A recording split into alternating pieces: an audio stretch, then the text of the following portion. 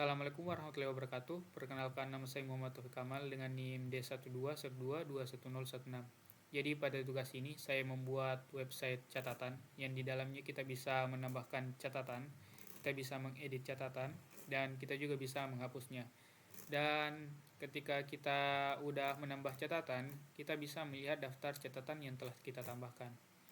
Nah, dalam implementasinya saya menggunakan Laravel Inertia, React.js, dan untuk stylingnya saya menggunakan Tailwind CSS. Di bagian backend saya menggunakan MySQL. Nah, untuk cara menggunakannya itu seperti ini.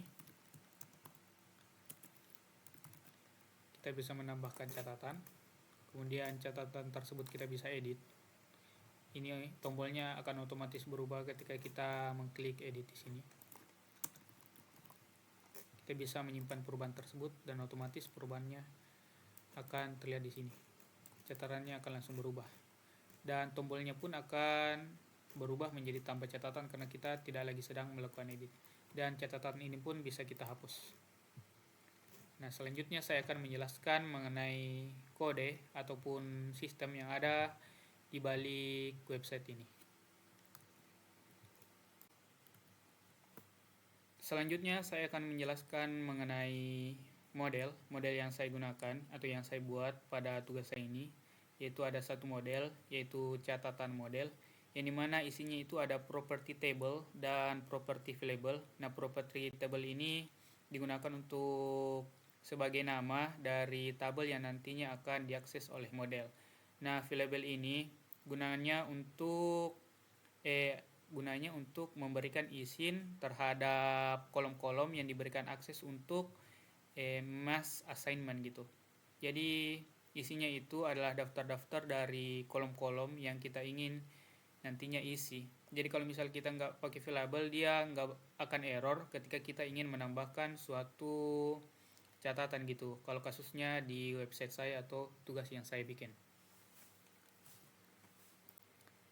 Selanjutnya ada file migrasi, yang dimana ketika kita sudah melakukan migrasi, otomatis kita akan dibuatkan file ini, yang dimana isinya itu ada up and down, dimana di up ini dia suatu perintah untuk menambahkan tabel ke dalam database atau membuat suatu tabel dalam database gitu, yang dimana di dalamnya itu terdapat table. Ini maksudnya adalah kolom.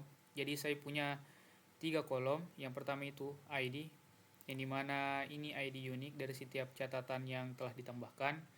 Kemudian yang kedua itu ada kolom catat, bersihkan catatan kita, dan timestamp ini dihitung dua kolom, yaitu kolom ketika kita membuat catatan, dan kolom kedua itu terakhir kali catatan kita diperbaharui.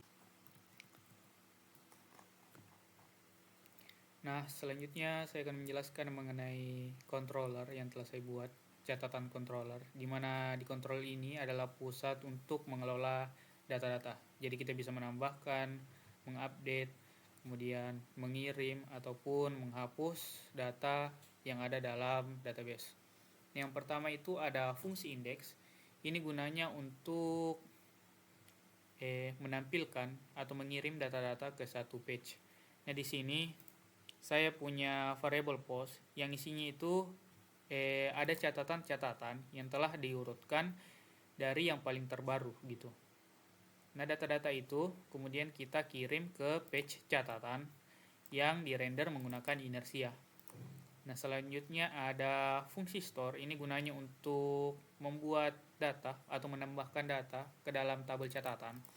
Jadi kita validasi dulu. Jadi kita ambil data dari form, kemudian kita validasi. Kalau misal kolom-kolom ada yang kosong, dia bakal mengembalikan error. Nah, kalau tidak ada kosong atau data-datanya semua telah diisi, data tersebut bakal dimasukkan ke variable field.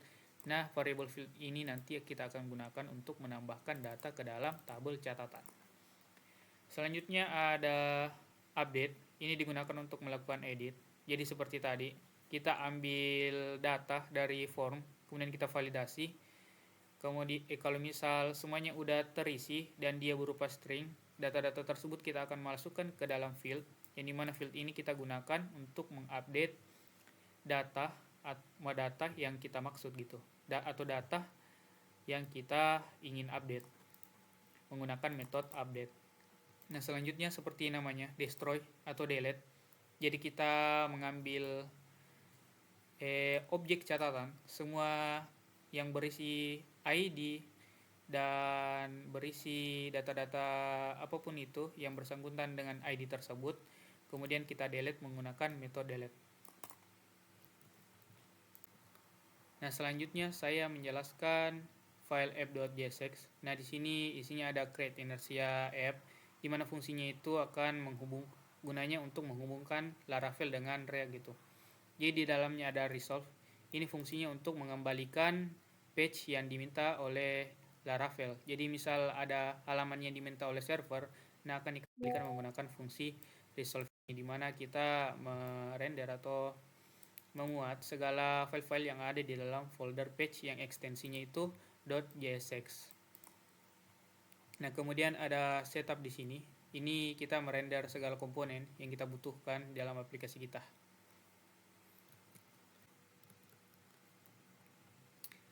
Nah, selanjutnya saya akan menjelaskan di file catatan.jsx. Jadi file ini yang nantinya akan ditampilkan di halaman browser. Jadi segala interaksi-interaksi CRUD akan dilakukan di sini menggunakan fungsi-fungsi yang ada di file ini.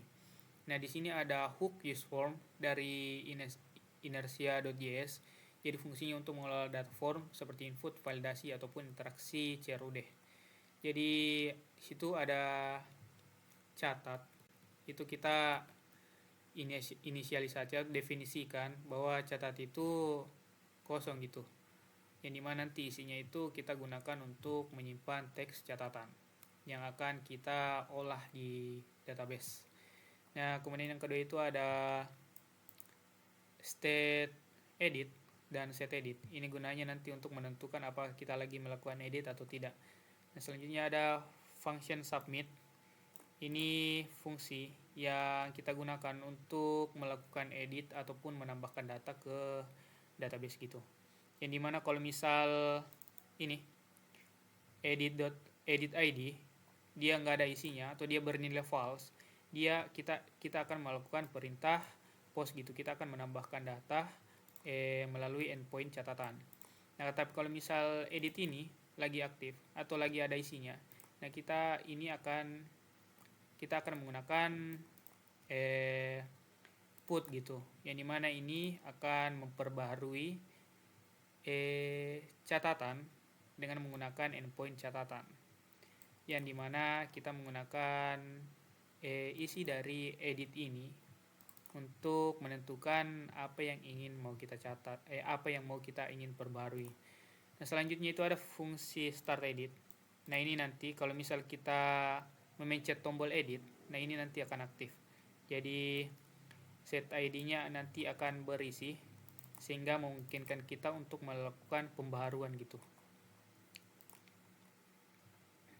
Dan ini set data. Jadi dia nanti akan mengubah isi kolomnya agar sesuai dengan teks yang mau kita edit gitu. Nah, selanjutnya ya fungsi terakhir ada submit delete seperti namanya. Jadi ini digunakan untuk mendelete data atau catatan yang ingin kita mau delete gitu. Jadi di sini ada destroy seperti yang tadi. Kita mengakses destroy menggunakan endpoint catatan, yang dimana ID ini merupakan ID dari data yang mau kita hapus. Nah, kalau misal sukses, nanti dia akan ngasih pemberitahuan kalau catatan dengan ID yang kita mau hapus itu sudah berhasil. Nah, di sini ini adalah kode-kode dari tampilan tampilan website saya. Terima kasih.